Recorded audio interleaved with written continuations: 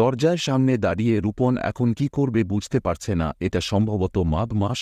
গতকালের দৈনিক পত্রিকায় ও পড়েছিল, অথচ এই শীতকালেও টের পাচ্ছে ওর পুরো শরীর ঘামে ভিজে গেছে। এটা ওর নিজের রুম, তারপরও ভিতরে ঢুকতে ইচ্ছে করছে না। ওর পিছনে তাকিয়ে দেখে সবাই ওর দিকে অদ্ভুত দৃষ্টিতে তাকিয়ে আছে।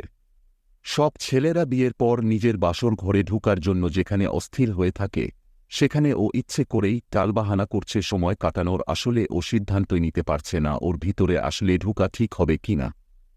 দরজার হ্যান্ডলে ধরা ওর ডান হাতটা হালকা কাঁপছে। সবাই হয়তো মনে করছে ওর লজ্জায় রকম হচ্ছে, কিন্তু ওর কাছে এখন লজ্জার চেয়ে দ্বিধাটাই বড় হয়ে দাঁড়িয়েছে। কিছুক্ষণ আগেই মোবাইলে শোনা কথাগুলি বারবার ঘুরে ঘুরে ওর দুই কানে বাজছে।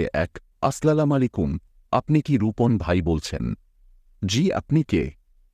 আপনি আমাকে চিনবেন না, আমি আপনার ক্লাসমেট রিমা আপুর কাজিন। আপনার ফোন নাম্বার আমি আপুর কাছ থেকে পেয়েছি।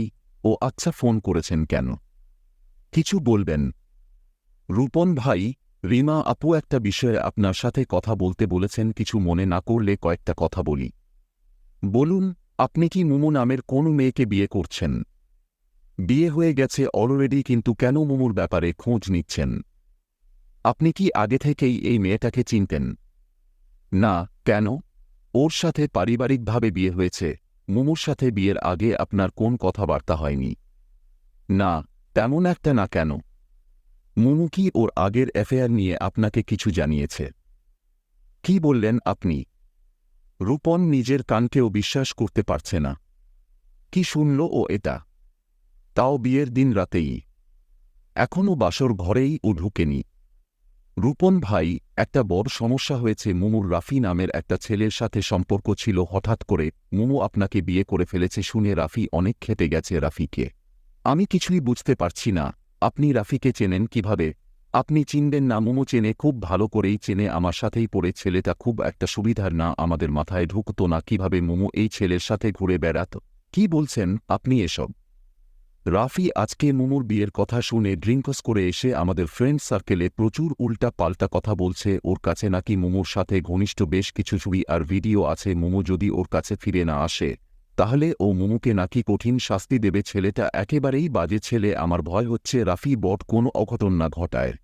আপনি মুমু বা ওর বাসায় এক্ষুনি বিষয়টা জানান। আমার কাছে ওর ফোন নাম্বার নেই, থাকলে ওকেই বলতাম। মুমুর সাথে এখন এই বিষয় নিয়ে আমার কথা বলতে হবে, তাও আজকেই। রূপনের মাথা বন বন করে ঘুরতে শুরু করেছে। হায় আল্লাহ, এই মেয়েকে বিয়ে করে আমি কি বিপদে পড়লাম? কি করব এখন আমি?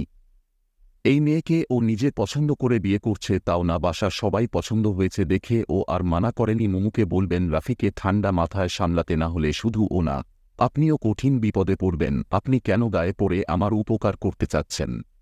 দেখুন, আমি আপনাকে চিন্তামো না। রিমা আপু আমার পাশের বাসায় থাকেন।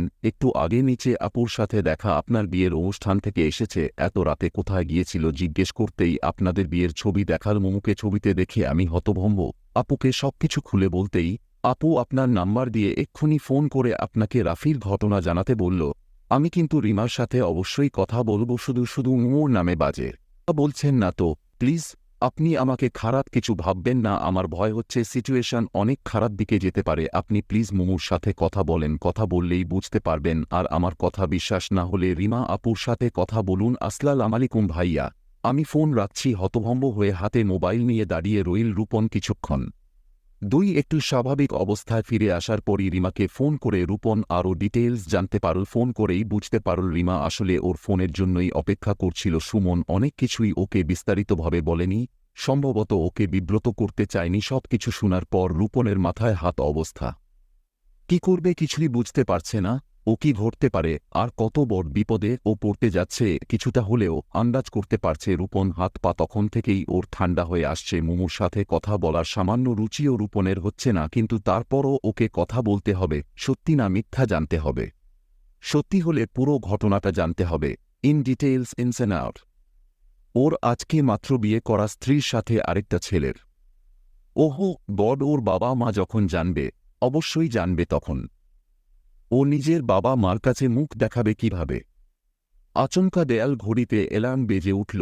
সাথে সাথে রূপনের ভাবনাতেও ছেদ পড়ল। ঠিক রাত 12টা বাজে, বিয়ে বাড়ি বলে বাইরে এখনও খানিকটা কোলাহল রয়েছে। প্রতিটা কোলাহল যেন ওর বুকে এসে বুলেটের মতো আঘাত করছে। সমস্ত দ্বিধা দ্বন্দ্ব পাশ কাটিয়ে দরজা খুলে রূপন বাসর ঘরে এসে ঢুকল। টিক টিক টিক টিক ঘড়ির কাঁটার চলমান শব্দ ক্রমেই স্পষ্ট হয়ে উঠছে ওর কানে। রূপন ঘরে ঢুকে মাথার পাগড়িটা খুলে টেবিলের উপর রাখল, তারপর বড় করে একটা নিঃশ্বাস নিয়ে মুমুর দিকে ফিরে তাকাল। 3 বাসর ঘরে ফুলে ফুলে সুসজ্জিত ওরই খাটের উপর বধূবেশে বসে আছে মুমু। রূপনের বিবেক একবার এসে খোঁচা দিয়ে গেল। এই পবিত্র রাতে ও কিভাবে মুমুকে এত জঘন্য একটা বিষয় নিয়ে প্রশ্ন করবে? ও অনেক রিজনেবল একটা ছেলে, কিন্তু সত্যই ওর কিছুই করার নেই। আজকে ওকে জানতেই হবে, সত্য যতই তিক্ত হোক, যতই ভয়ঙ্কর হোক, ওকে জানতে হবে মুমু কি সত্যই ওকে এত জঘন্যভাবে ঠকিয়েছে। রুমের ডিম লাইটটা জ্বালিয়ে দিয়ে এনার্জি লাইটটা বন্ধ করল। মাথা এখন চরম ঠান্ডা রাখতে হবে, কোনোভাবেই হইচই করা যাবে না। এত রাতে সারা বাসা ভর্তি আত্মীয় স্বজন, এতক্ষণে নিশ্চয়ই বাড়ির সবাই ঘুমিয়ে পড়া শুরু করেছে।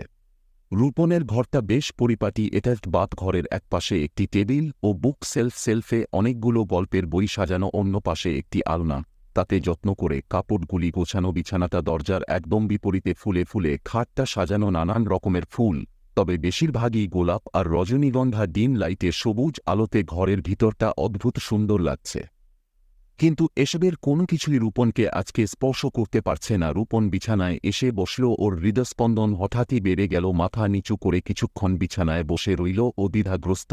কি বলবে, কিভাবে শুরু করবে ভেবে পাচ্ছে না। মুমু, আমি আপনার কাছে একটা ব্যাপারে সত্যি কথা জানতে চাই। মুমু চুপ করে আছে দেখে রূপন আবার শুরু করল, রাফিকে, তার সাথে আপনার কী ধরনের সম্পর্ক আছে বা ছিল সেটা আমি জানতে চাই। মুমু হঠাৎ ইলেকট্রিক শক খাওয়ার মতো চমকে উঠল। হতভম্ব হয়ে রূপনের দিকে অপলক দৃষ্টিতে তাকিয়ে আছে। কথা বলছেন না কেন? অবাক হয়েছেন? মুমু এখনও চুপ করে আছে দেখে রূপন একটু বিরক্ত হল। আমি অলরেডি এই বিষয়ে অনেক কিছু শুনে এসেছি সত্যিক,